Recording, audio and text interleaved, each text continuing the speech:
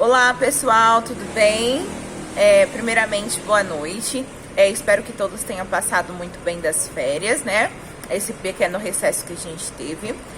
Feliz 2021 para todos, né? Que seja um ano abençoado, um ano cheio de realizações para todos nós, né? É o que esperamos de 2021, que seja um ano melhor do que o ano que se passou, né? Hoje a gente vai dar início a um novo módulo. Antes da gente dar início a um novo módulo, eu queria falar para vocês que a gente vai ter uma aula prática dia 18, né? Dia 18 desse mês, a gente terá uma aula prática às 20 horas em Votuporanga e na Ombil, na escola, tá? Então a gente vai se conhecer. Além disso, esse dia, eu gostaria que vocês levassem um jaleco para aula prática e também fosse de tênis, tá? A importância do tênis é porque a gente vai ter atividades que precisa do tênis, que às vezes se tiver de chinelo ou algo assim, não tem como realizar a atividade, ok? Então eu peço para que vocês vão de tênis, né, ou sapato fechado, né, que dê para correr, algo assim, porque pra gente fazer a nossa aula, tá? Então por isso que eu tô pedindo para vocês. Então dia 18, às 20 horas, na escola Ombil, a gente vai ter a nossa primeira aula prática e a gente também vai se conhecer. Tá bom? Então a gente vai dar início hoje a mais um módulo, né? Espero que vocês gostem deste módulo que a gente vai iniciar. É um módulo bem interessante que a gente vai utilizar pelo curso todo. Que a gente vai falar informações úteis, informações importantes para que vocês tenham essas informações, ok? Então a aula de hoje, o tema da aula de hoje é forma farmacêutica, né? O que é uma forma farmacêutica? Forma farmacêutica é como o fármaco se apresenta, né? Ele se apresenta para o meu paciente, para o meu cliente. Como que ele está dentro da drogaria? E qual o jeito que ele está dentro da minha drogaria, né? Como assim, Bruna? Como ele está na prateleira da minha drogaria, né? Como ele está? Ele está na forma de comprimido? Ele está na forma de um xarope? Ele está na forma líquida? Isso é a forma farmacêutica de um fármaco. Como ele se apresenta para o meu paciente, né? E por que existe tantas formas farmacêuticas? Por que existe o comprimido, a cápsula, o xarope, a solução, né? Tudo que a gente existe hoje de forma farmacêutica.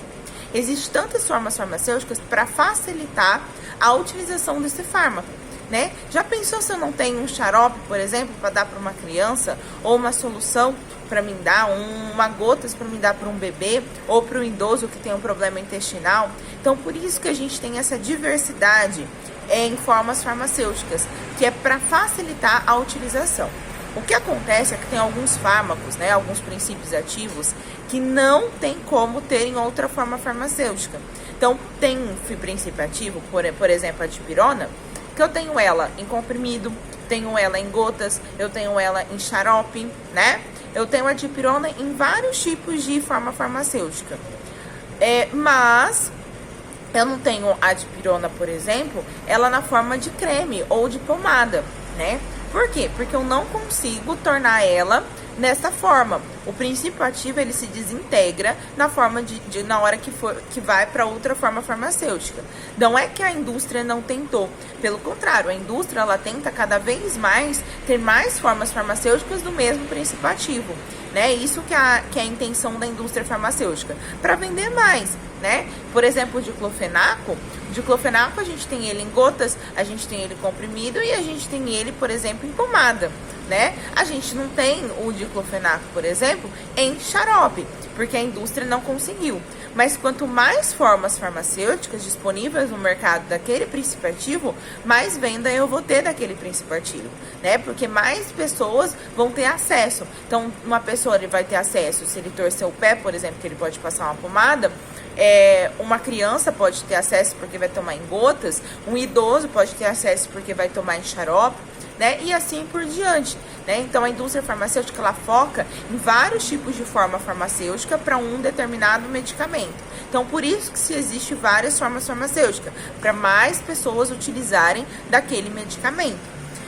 A forma farmacêutica ela é determinada através do veículo e através do princípio ativo. O que é o princípio ativo? O princípio ativo é o que tem ação medicamentosa dentro do meu medicamento, né? Dentro do meu medicamento eu vou ter um princípio ativo. O que é esse princípio ativo? É o que vai dar a ação ao meu medicamento, né? Por exemplo, no caso aqui que eu deixei para mostrar para vocês daqui a pouco como exemplo. Quem que é o princípio ativo? O levonorgestrel, né? Então, o levonorgestrel, ele é o princípio ativo desse medicamento e ele que vai ter a ação medicamentosa deste fármaco, né? Ele que vai ter a sua ação. Dentro deste comprimido, que depois eu vou mostrar aqui para vocês, dentro desse comprimido não vem só o levonorgestrel, né? Vem outros recipientes. Então, vamos ler o que vem aqui dentro deste. Ó, então, além do levonorgestrel, vem como recipiente o amido de sódio, a lactose, a celulose, né? O talco de farmacêutico e magnésio. Então, além do levonorgestrel, a gente tem como recipientes todos aqueles itens que eu falei para vocês. O recipiente que a gente fala, ele não deve ter ação farmacológica, assim como, por exemplo, o levonorgestrel. Ele apenas é para constituir o comprimido, como, por exemplo, que a gente tem a constituição do comprimido, que seria assim, né? Para mim constituir um comprimido nesse formato, eu não tenho apenas levonorgestrel aqui dentro, eu tenho vários outros recipientes. E aí eu tenho o veículo. Qual que é o veículo do levonorgestrel? O talco farmacêutico, o amido, né? Além de amido, ele tem talco farmacêutico, que é um pozinho que vai ser comprensado e vai formar o meu comprimido. Então, ele tem o veículo que vai tornar ele. Então, sempre eu vou ter um princípio ativo e eu vou ter um veículo. No caso do xarope, o meu veículo, por exemplo, é a água, né? Eu tenho um veículo líquido que vai tornar o meu xarope. Então, eu sempre vou ter um veículo que vai determinar a minha forma farmacêutica, tá? Esse veículo ou vai ser em pó, né? Ou esse veículo vai ser em pasta, em creme, né? Ou pomada, enfim, óleo. Ou o veículo vai ser líquido, né? Uma água, por exemplo, um gel, o que vai ser, né? E isso que vai determinar a minha forma farmacêutica. Então, voltando, o que é forma farmacêutica? É como o fármaco se apresenta para o meu cliente, para o meu paciente, como ele está sendo apresentado, né? Ele está sendo apresentado na forma de comprimido, ele está sendo apresentado na forma de cápsula, ele está sendo apresentado na forma de drágia, né? Ou na forma de pó, né? Que é um pozinho que vem aqui dentro. Como ele está sendo apresentado para o meu cliente, né? E é fácil, é só eu chegar na drogaria e olhar como ele está sendo apresentado. Então, isso se chama forma farmacêutica, como o fármaco se apresenta. A forma farmacêutica ela é classificada em 3 tipos. Então, ela é classificada como sólida, semissólida e líquida. Então, a forma farmacêutica é classificada em 3 tipos: sólida, semissólida e líquida. E dentro de cada classificação dessa, a gente tem uma especificação. Então, dentro da sólida, a gente vai ter os comprimidos, a cápsula, o pó e a drágia. Então, dentro do comprimido, eu vou ter a cápsula, o pó, o comprimido e a drágia, ok?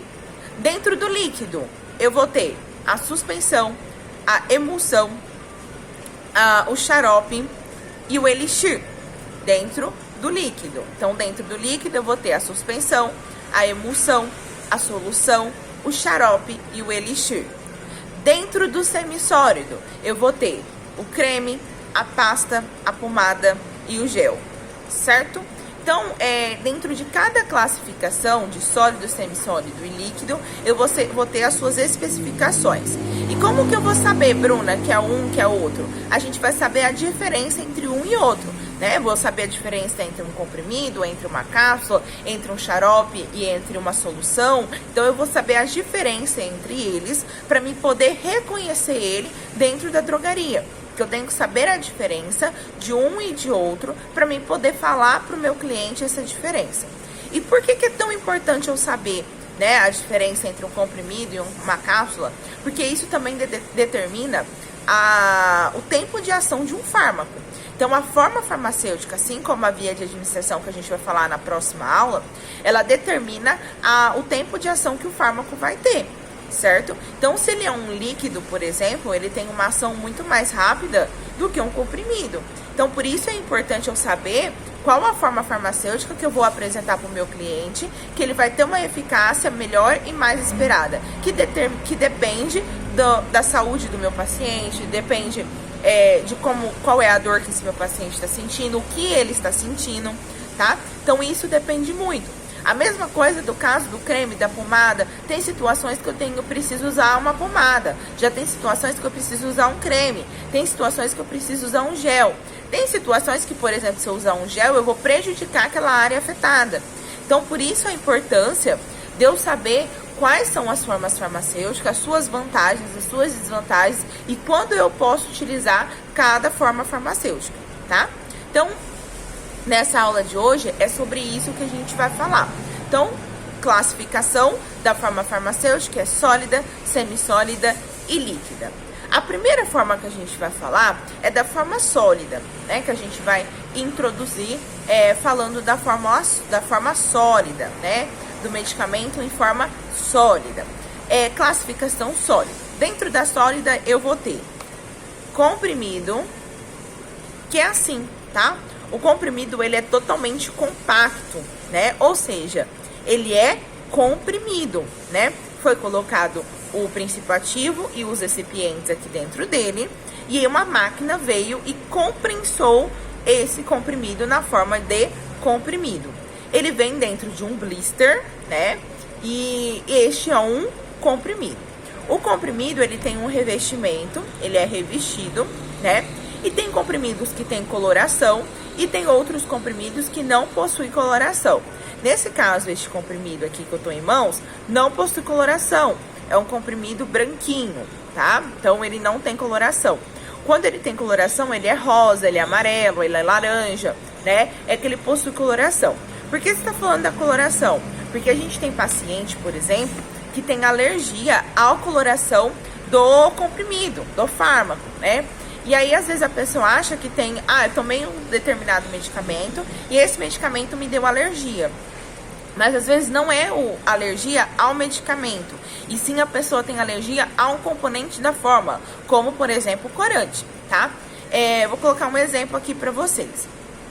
Várias pessoas falam que tem alergia à dipirona, tá? E falam que tomam o Dorflex, né? Se a gente olhar aqui na formulação do Dorflex... Não sei se vai dar pra vocês verem. A formulação do Dorflex, ela possui dipirona.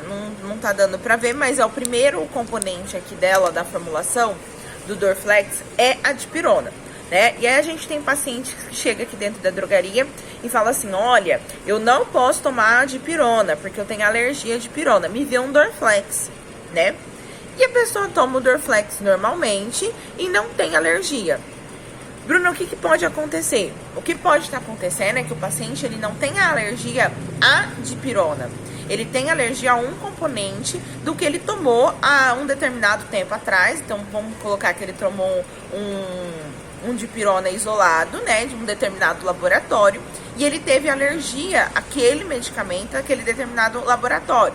Ou ele tomou em gotas, e aí na gotas veio um corante, e ele tem alergia àquele corante. Então, ele não tem alergia ao princípio ativo de dipirona. Ele tem alergia a algum recipiente da sua formulação. Lembra que eu falei pra vocês que a diferença é que o princípio ativo, ele tem efeito farmacológico. E o recipiente, ele não tem efeito farmacológico, mas ele é introduzido dentro de você. Então, ele pode, sim, dar uma reação alérgica. Então, às vezes, o paciente tem alergia a um desses recipientes, tá? Lembra que eu falei pra vocês no início da aula, por exemplo, que este medicamento, ele tem lactose? Por exemplo, um paciente que possui intolerância à lactose, né? Não pode fazer o uso desse fármaco. Então, por isso a importância da gente conhecer os fármacos, né? Ler. E é algo tão simples que na caixinha vem escrito o recipiente de cada fármaco. Então, a paciente chegou e falou assim, olha, eu tenho intolerância à lactose, né? Eu não posso me alimentar de nada que contenha lactose. Eu posso tomar esse fármaco? Nossa, como que eu vou saber se esse fármaco tem lactose ou não? Simples. É só eu olhar na composição, né, do fármaco, que vai estar escrito o princípio ativo e os recipientes que ele vem. Quais são os recipientes que ele vem, tá bom? Algo bem simples, algo bem tranquilo e de fácil entendimento.